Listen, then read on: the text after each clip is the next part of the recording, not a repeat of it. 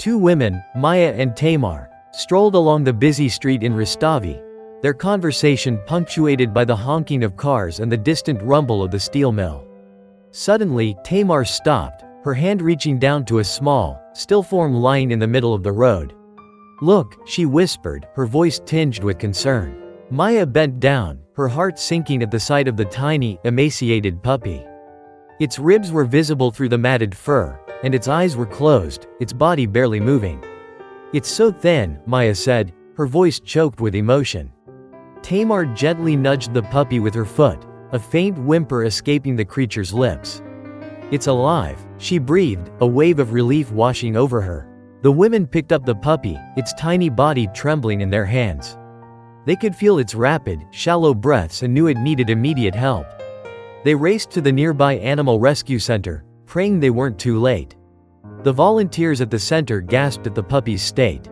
It was covered in fleas and ticks, riddled with parasites, and weighed a mere 200 grams, less than a loaf of bread. They offered their condolences, explaining that the puppy's chances of survival were slim. They were just about to contact a local vet when they learned a heartbreaking truth. The puppy's mother, they discovered, had been hit by a car just a few hours before. The fate of the other puppies remained a mystery, a cruel reminder of the perils of street life. Determined to give the puppy a fighting chance, Maya and Tamar decided to take him home. They named him E.T., a nod to the beloved alien character who was also a small and lost creature. They nursed him back to health with tender care, feeding him tiny meals and keeping him warm with blankets. Days turned into weeks, and weeks into months. E.T. flourished under their love and dedication.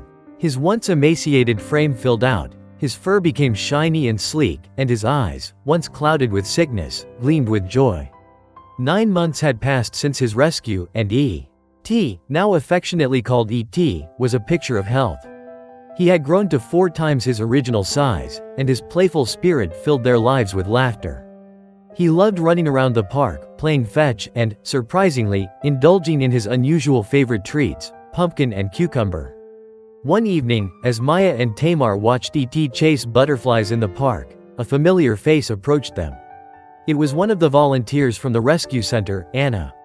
Anna had become attached to E.T. from the moment she saw him, and she had often visited him at Maya and Tamar's home. Anna, who had always longed for a dog of her own, asked them if they would consider letting her adopt E.T. Maya and Tamar looked at each other, their hearts filled with a mixture of joy and sadness.